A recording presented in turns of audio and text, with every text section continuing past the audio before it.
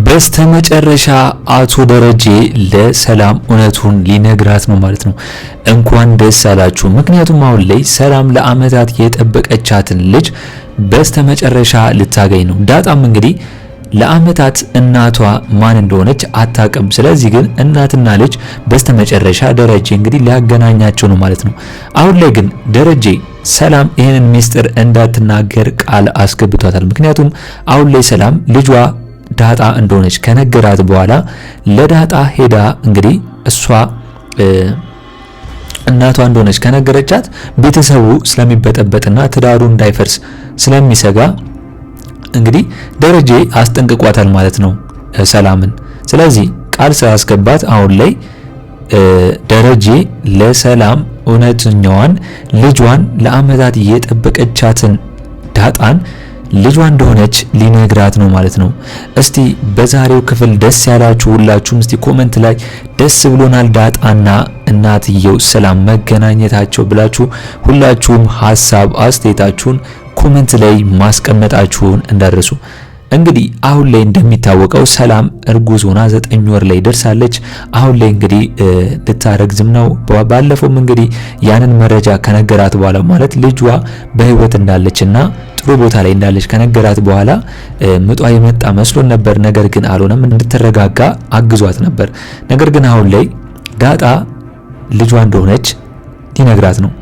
ከዚህ በፊትም ሰላም እኔ የጠረጠርኩት እንዳይሆን ብላ ነበር። ምክንያቱም የፊታቸው መመሳሰል ከሰላም ጋር እንግዲህ ዳጣ ስለሚመሳሰሉ አሁንም ቢሆን አቶ ደረጀ የፊቷን ቅርጽ አንቺን ትመስላለች ብሎ ስለነገራት የጠረጠረቻት በኔ በኩል ዳጣን ነው ብዬ ነው ማስበው ከውሃ ይልቅ። እስቲ ሁላችሁም በዚህ ጉዳይ ሐሳብ አስተያየታችሁን ኮሜንት ላይ ማስቀመጣችሁን እንዳትረሱ።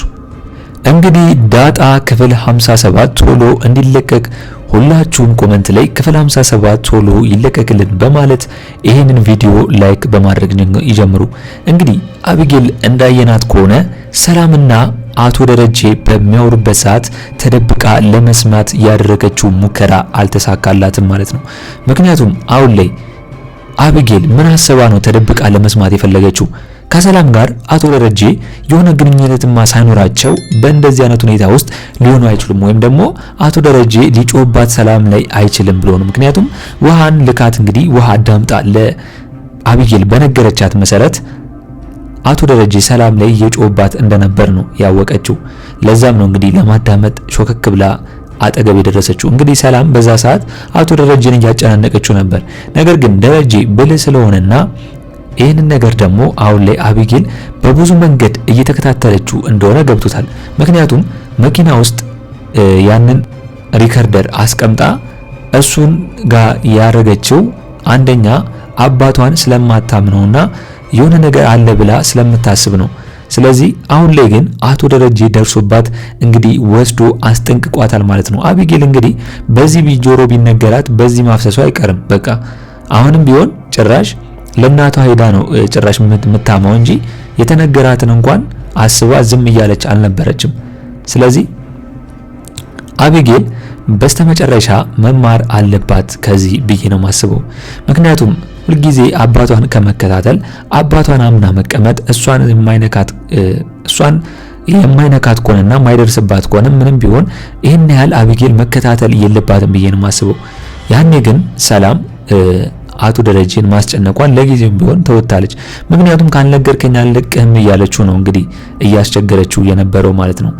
እንግዲህ በሌላ በኩል ደግሞ ዳጣና ናታን እንግዲህ እየተገናኙ ፍቅራቸውን ማጣጣም ቀጥለዋል ማለት ነው። ምክንያቱም ዳጣና እንግዲህ ናታን አሁንም ቢሆን አንድ ላይ መሆናቸው ፍላጎታቸው እንደሆነ አሁን ላይ ደግሞ ዳጣ አቢጌል የቀልዷን እንደማይሆንና የምታወራውን ወሬ እንደ ቀልድ እንዳያየው ለናታንም እየነገረችው። ምክንያቱም ናታን ፍላጎቱ እንዳልሆነ አስረግጦ ለአቶ ደረጀ ቢነግረውም ለወይዘሮ ማርታ መናገር እንዳለበት ነው በተዘዋዋሪ ዳጣ እየነገረችው የሚገኘው ማለት ነው።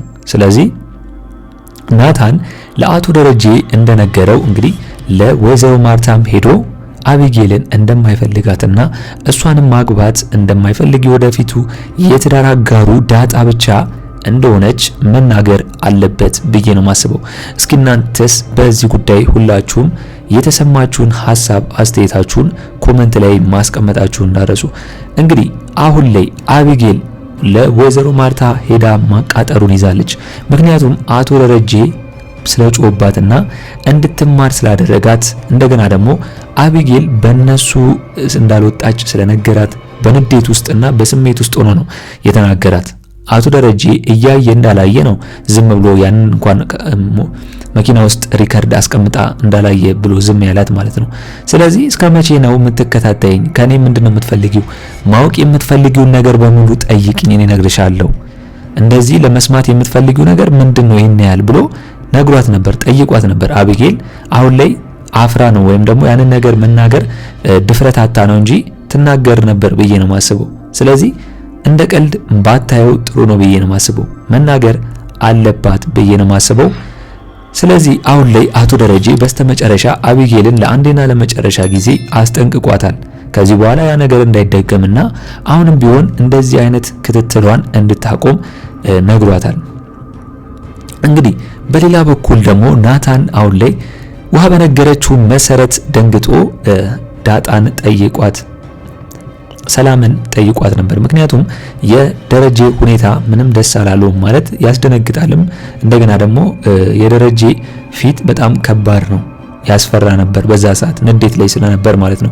አቢጌልን ተቆጥቶ በወጣበት ሰዓት ነገር ግን ሰላም አሁን ላይ ምንም እንዳልተፈጠረና ችግሩ የአቢጌል እንደሆነ ነው፣ አቢጌል በጣም ከባድ ሰው እንደሆነች ነው ለናታን የነገረችው ማለት። ስለዚህ በመሃላቸው እንዳይገቡ ደረጀ አቢጌልን በሚያናግርበት ሰዓት ሰላም እንግዲህ ናታን ሄዶ ዛን በመሃላቸው እንዳይገቡ አስቀርተዋለች ማለት ነው። እንግዲህ ዳጣ አሁን ላይ የሰላም ልጅ እንደሆነች እንግዲህ ሰላም አሁን ላይ ዳጣ ልጇ እንደሆነች ስትሰማና የናታን ደግሞ ፍቅረኛ እንደሆነች ስትሰማ ምን ያህል ነው ደስ የሚላት? ይበልጥ በጣም ነው ደስ የሚላት። ምክንያቱም ዳጣን ናታንን ለማገናኘት ብዙ መስዋዕትነትን ከፍላለች። የሁለቱን ግንኙነት የምትፈልገው እሷ ስለነበር አሁን ላይ እንግዲህ ናታን በጣም ነው ደስ የሚለው ማለት ነው፣ ሰላም እናቷ መሆኑንም ብታውቅ።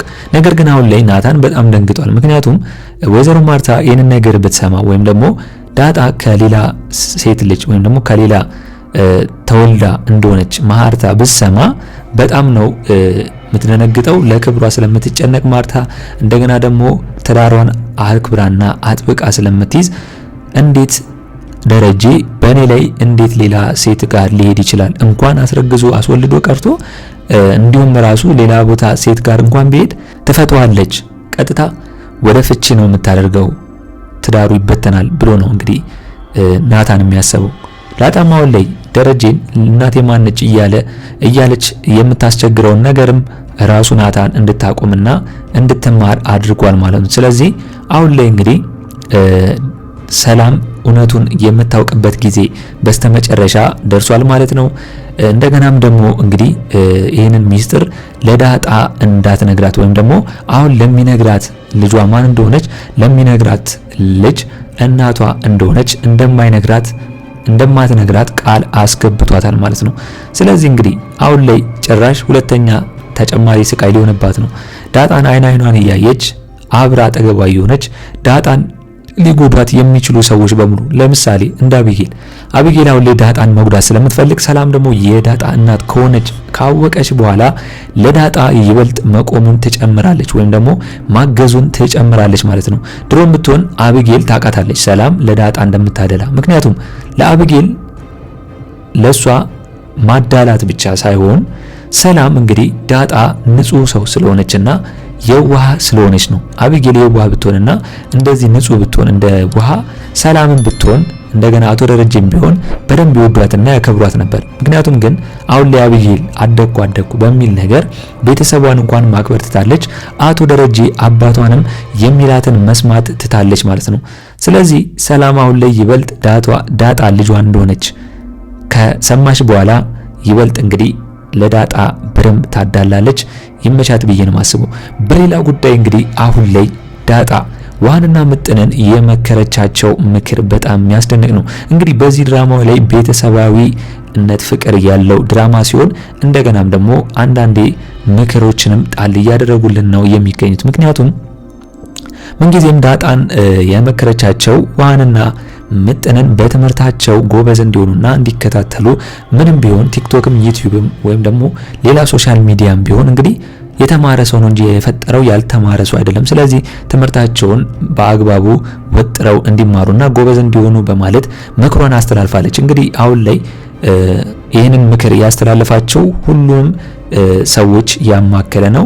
እናም ከዚህ ብዙ ነገር እንማራለን ብዬ ነው ማስበው። ሁሉም ቤተሰቦች ልጆቻቸውን በትምህርት መጀመሪያ ማሳደግ አለባቸው። ከዛ ደግሞ ትምህርታቸውን ከጨረሱ በኋላ የሚፈልጉትን ሆቢያቸውን ማስኬድ ይችላሉ ብዬ ነው ማስበው። እስኪ እናንተስ በዚህ ጉዳይ ሁላችሁም የተሰማችሁን ሐሳብ አስተያየታችሁን ኮሜንት ላይ ማስቀመጣችሁ እንዳረሱ። እንግዲህ በስተመጨረሻም አሁን ላይ አቶ ደረጀ ለሰላም እውነቱን ሊነግራት ነው ልጇ ዳጣ እንደሆነችና አሁን ላይም እንግዲህ በህይወት እዛው እቤቱ እንዳስቀመጣት ነው የሚነግራት። ነገር ግን አሁን ላይ ዳጣን የት እንዳገኛት የሚለውን ነገር እንግዲህ ዳጣን ሰላም ልታወጣጣት ትችላለች ብዬ ነው ማስበው። እንግዲህ በዛሬው በዳጣ ክፍል ያላችሁንና የተሰማችሁን ሐሳብ አስተያየታችሁን ኮሜንት ላይ በማስቀመጥ ማድረስ ትችላላችሁ።